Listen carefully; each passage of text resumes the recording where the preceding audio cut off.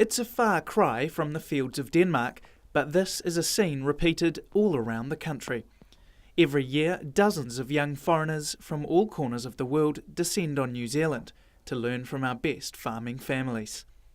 Emil Christensen from Denmark is one such worker, hoping to take home valuable experience and new farming techniques. I've never been doing anything like this before, so it's really different for me, but it's fun to try something different and get some work experience with some other things that I've tried before. Emil is training with Ohinawai couple Peter and Margaret Brown, dairy farmers and long-time hosts. Peter and Margaret have been training young farmers since 1986 and say the learning experience is a two-way street.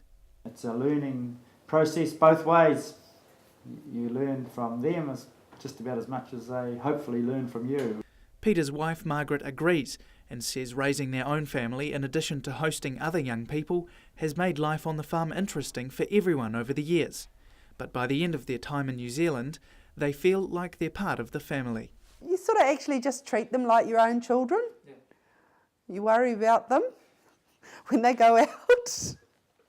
But no, they just sort of slot in like part of your family, most of them. Founder and manager Robin Barron says the recent financial problems mean once willing farmers are now reluctant to take on extra staff. This year we are short of families right across the board. You know, even if everyone said they do dairy, I wouldn't have enough families. Because New Zealand has a lot of dairy farms, generally when I get phone calls from people interested in hosting, 3 out of 4 will be from dairy families. Peter Brown says most trainees are hard workers and during the time with the Browns grow their knowledge and on-farm expertise immeasurably. And Emil is no exception. Emil's been here for 2 weeks. We were right in the middle of calving. A lot happening on the farm, not a lot of time to explain yourself, so it's basically follow me, observe and learn. Emil wasn't in a farming family in Denmark.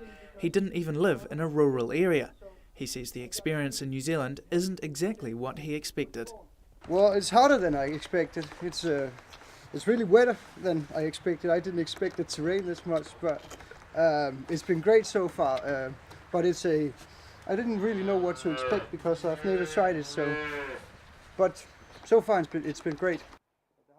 The Browns are still trying to decide whether it's practical for them to continue with the program, as they are down to once-a-day milking on a relatively small herd.